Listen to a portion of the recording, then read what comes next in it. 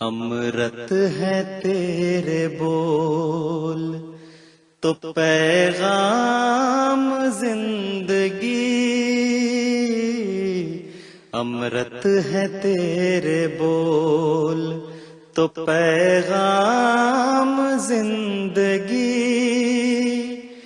تیرے سوا نہیں کوئی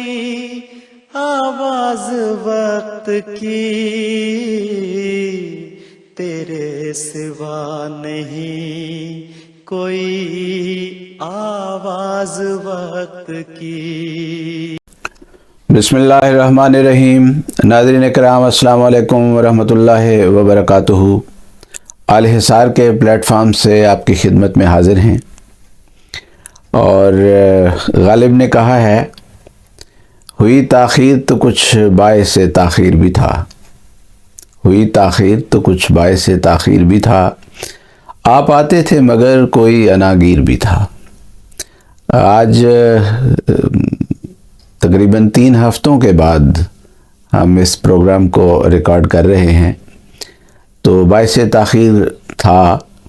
اور وہ ایک چھوٹا سا مشن تھا جس پر ہم کام کر رہے تھے،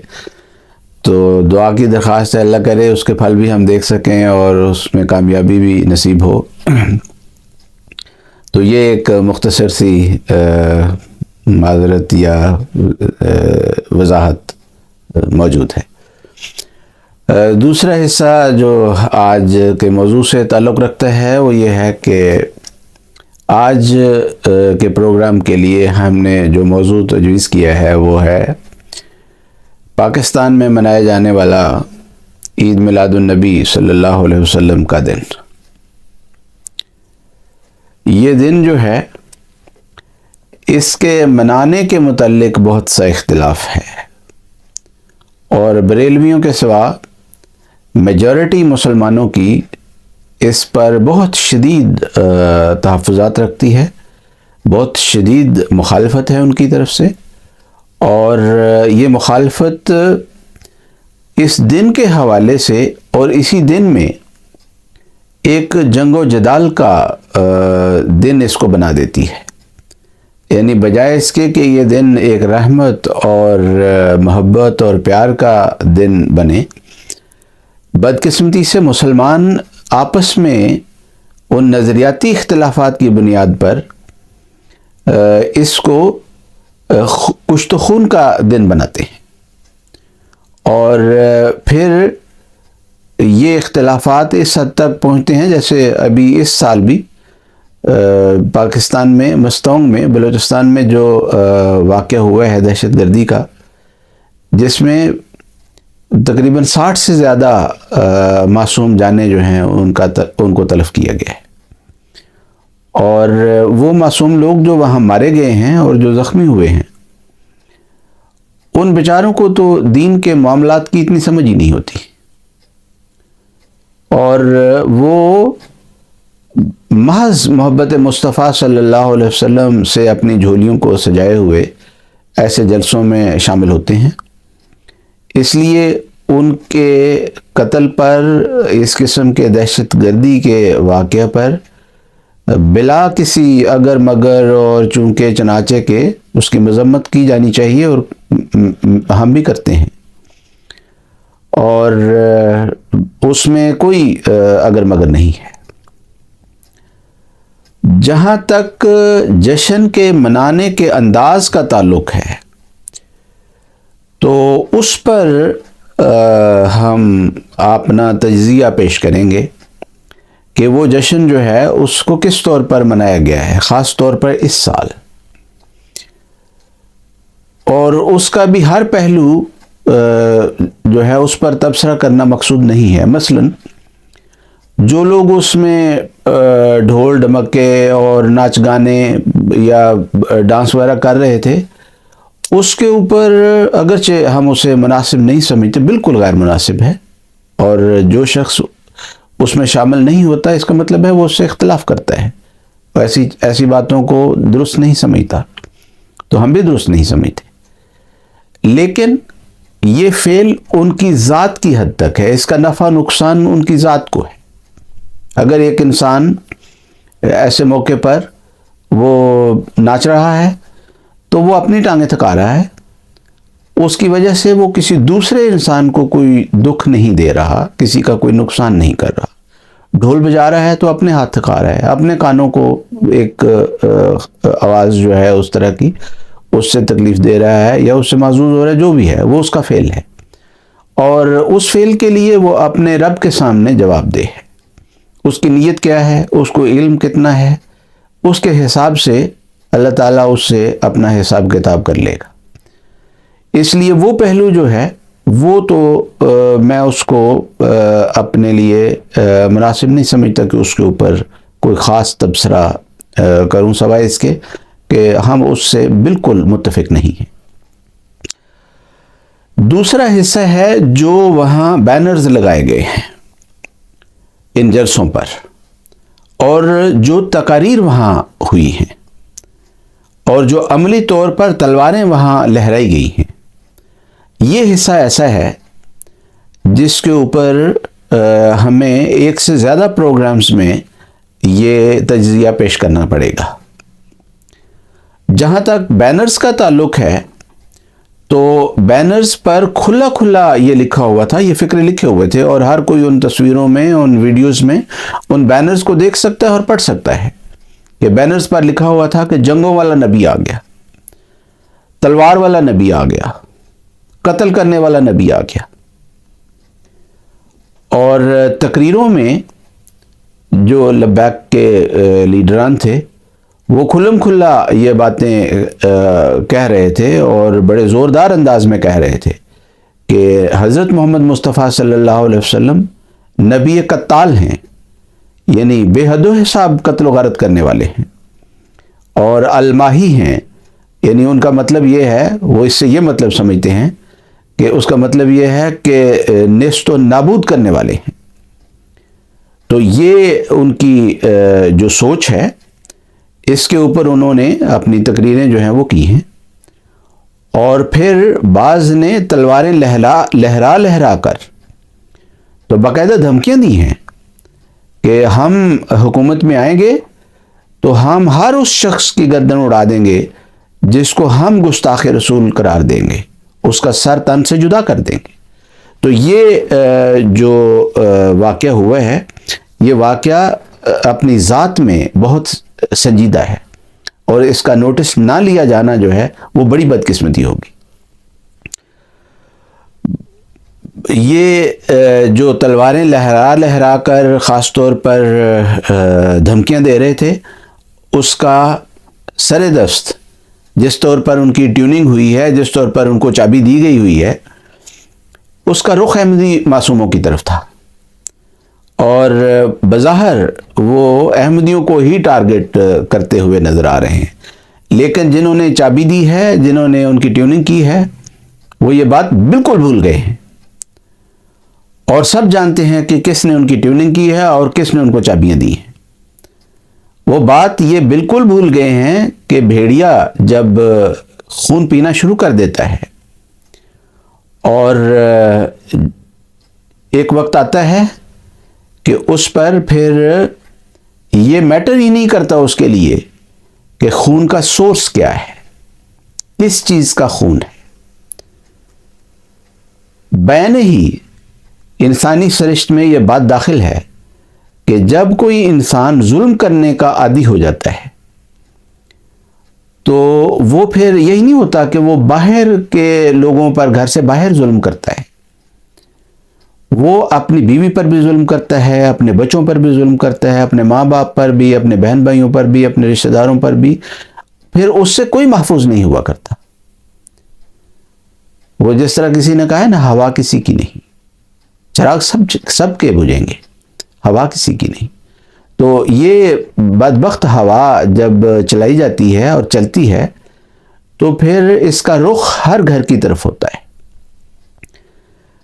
تو سر دست ہم احمدیوں کا ذکر آخر پر کریں گے اور اس کو چھوڑتے ہیں، لیکن اس پر جو نعرے لگائے گئے ہیں ان کے متعلق میں یہ بتانا چاہتا ہوں کہ یہ نعرے کوئی نئے نہیں ہیں۔ کہ جنگوں والا نبی ہے، تلوار والا نبی ہے، یہ نعرے نئے نہیں ہیں. یہی نعرے لگا کر اسلامی تاریخ میں یہ بات جا بجا پھیلی پڑی ہے کہ بعض بدقسمت مسلمان حکمرانوں نے غیر مسلموں کے، اور اس زمانے کے علماء بھی ان کے ساتھ شامل تھے، انہوں نے غیر مسلموں کے خون سے بھی ہاتھ رنگے ہیں اور مسلمانوں کے خون سے بھی تاریخ کے صفحات کو سرخ کیا ہے. تو یہ جو واقعہ ان نعروں کی شکل میں ہمیں نظر آ رہا ہے کہ یہ جو نعرے لگائے جا رہے ہیں جنگوں والا نبی اور سر تن سے جدا کر دیں گے، اور تو یہ کوئی انوکھا واقعہ اس رنگ میں نہیں ہو رہا.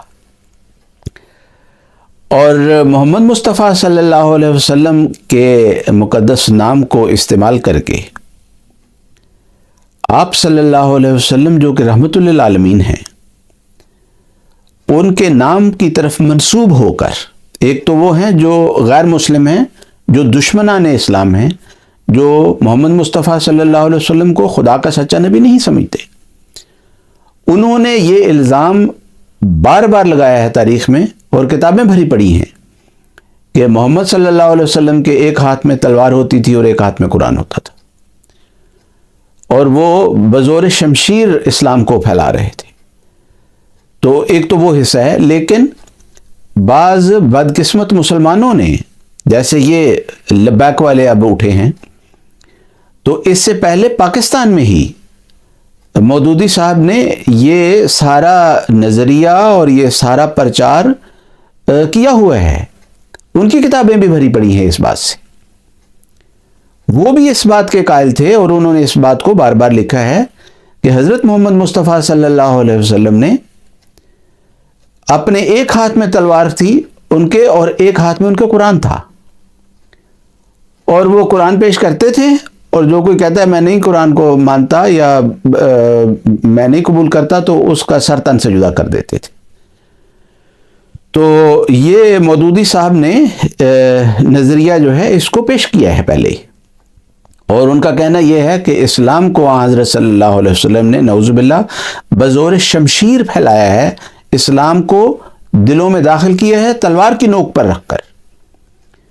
اور ان کا مزید یہ بھی کہنا تھا، اور وہ لکھتے ہیں اپنی کتابوں میں، اگر کسی کو شک ہو، کوئی حوالہ چاہیے تو وہ ہمارے اس پروگرام کے نیچے کمنٹ کریں، ہم اس کے نیچے اس کا حوالہ جو ہے وہ لگائیں گے، کہ ہم اس زمانے میں،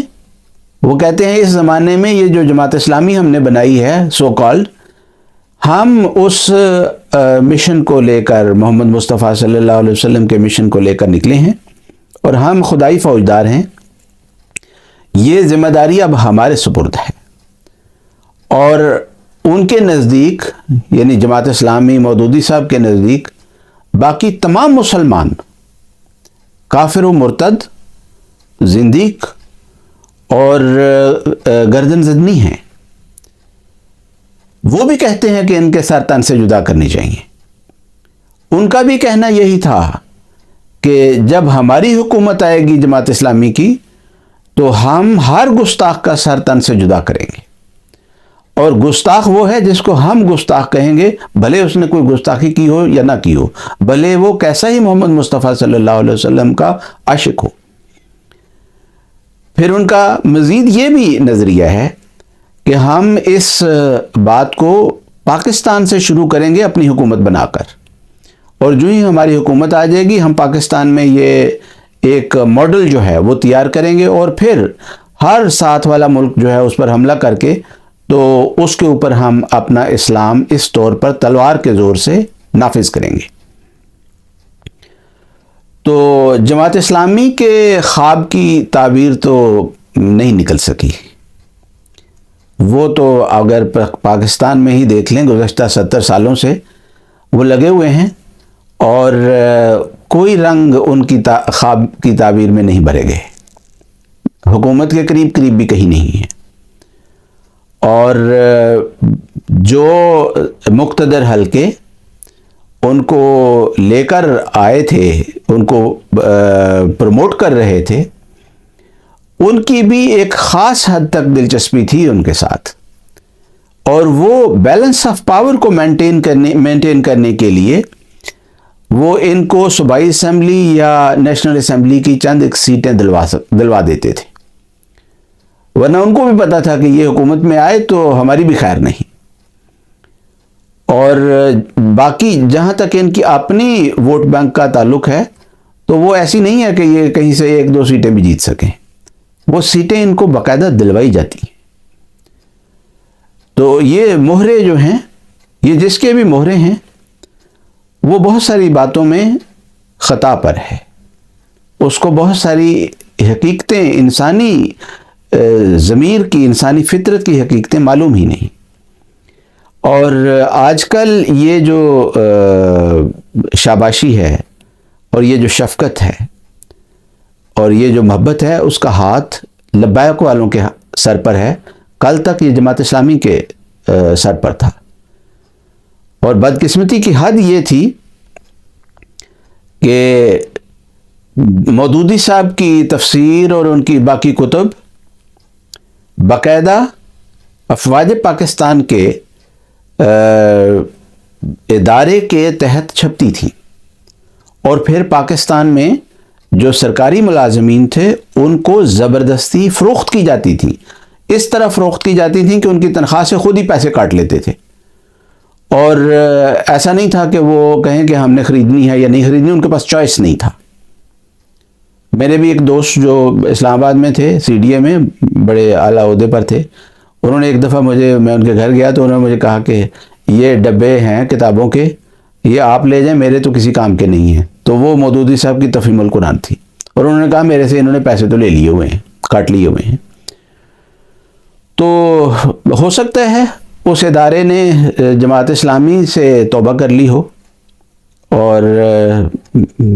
بہت ہی افسوسناک صورتحال ہے۔ لیکن یہ لبیک والے جس طور پر بیہیو کر رہے ہیں، یہ بیہیویئر جو ہے یہ بلا وجہ نہیں ہے۔ جب مودودی صاحب نے اپنا اسلام کا منشور اور اسلام کو نافذ کرنے کا منشور دنیا کو دیا اور اس کی وضاحت کی، تو اس کی پھر ایک عملی تصویر بہت محدود پیمانے پر پاکستان میں ظاہر کرنے کی کوشش کی گئی، اور وہ 1953 کا زمانہ تھا، اور دنیا نے 1953 میں جماعت احمدیہ کے خلاف ہونے والے فسادات میں اس جماعت اسلامی کے اسلام کے تصور کو اور حکومت کے تصور کو جس حد تک عملی شکل میں دیکھا، بیان ہی وہی صورتحال یہ لبیک والوں کی ہے۔ سر منہ انحراف نہیں کر رہے مودودی صاحب کی سوچ سے، اور صرف ایک فرق ہے کہ مودودی صاحب کو اس وقت سوشل میڈیا اس طرح کا نہیں تھا کہ ان کو پبلسٹی اتنی زیادہ مل سکتی، اور اتنا جلدی وہ یہ پاپولیرٹی گین کر لیتے۔ انہوں نے بڑی کوشش کی لیکن بہت ہی، اور پھر یہ ہے کہ انہوں نے ایک ان سے شاید غلطی ہو گئی کہ انہوں نے جماعت احمدیہ کے ماڈل کے اوپر اپنا جو انتظامی سٹرکچر تھا اور اس تنظیم کا ان کو لوگوں کو ممبر بنانے کے لیے ایک اسٹریم لائننگ بھی شروع کر دی، اور لوگوں کو ذرا ایجوکیٹ کر کے وہ اس میں لے کے آتے تھے۔ لیکن یہاں جو اب لبیک والے ہیں، ان میں تو ایسے جاہل ہیں کہ بس داڑیاں رکھی ہوئی ہیں اور لبیک لبیک کا صرف نعرہ ہے، اور ان کو کچھ پتہ نہیں، کلمہ تک نہیں آتا ان کو، نماز تو بہت دور کی بات ہے، ان کو کچھ پتہ نہیں کہ اسلام کیا چیز ہے۔ اور اور پھر سوشل میڈیا ہے، فیس بک ہے، دوسرے میڈیاز ہیں جن کے اوپر آج کل ان کی ویڈیوز اور سب کچھ جو ہے وہ کھلا ہے، تو نتیجتاً پاپولیرٹی بہت جلدی مل گئی ہے۔ اللہ تعالیٰ کی تقدیر کس حد تک ان کو مہلت دیتی ہے یہ تو میں نہیں جانتا، لیکن میں ایک بات ضرور جانتا ہوں کہ خدا تعالیٰ کی رحمت کے اور اس کے عذاب کے جلد آنے میں ایک بات ضرور ہوتی ہے، جب کوئی ایسے کام کرتا ہے کہ خدا تعالیٰ کی رحمت کو طلب کرے اور وہ خدا کی خاطر اپنی وفا کو اور اپنی محبت کو اور اپنی قربانی کو انتہا تک پہنچا دیتا ہے، اور جتنی اس کے اندر انٹینسٹی ہوتی ہے اور جتنی شدت ہوتی ہے، اتنی ہی جلد خدا کی رحمت اور خدا کی جو مدد ہے اس شخص کو مل جاتی ہے۔ اور جو عذاب کے مستحق ہوتے ہیں وہ جب اپنی بدقسمتی میں اور بدبختی میں انتہا کی طرف جاتے ہیں اور بہت تیزی دکھاتے ہیں، تو پھر خدا کی تقدیر بھی ان کو خارق عادت طور پر تیزی کے ساتھ پکڑتی ہے۔ تو ان کے ان لچھنوں کو دیکھ کر، ان کے اس بیہیویئر کو دیکھ کر تو مجھے یقین ہوتا ہے کہ ان کے دن بہت تھوڑے ہیں، اور بالآخر انہوں نے بہت جلد خدا کی اس قہری تجلی کا نشانہ بننا ہی بننا ہے۔ لیکن ہم دیکھتے ہیں کہ محمد مصطفیٰ صلی اللہ علیہ وسلم کے پاک نام پر یہ بھیڑیے کب تک معصوموں کا خون کر سکتے ہیں، اور کب تک خدا کی تقدیر ان کو اجازت دیتی ہے۔ تو آج کے اس پروگرام میں ہم یہاں اس کو روکتے ہیں، اور آئندہ اس پروگرام کو انشاءاللہ جاری رکھیں گے اور اس کا پورا تجزیہ کریں گے۔ جزاکم اللہ تعالی و احسن الجزا۔ السلام علیکم ورحمۃ اللہ وبرکاتہ۔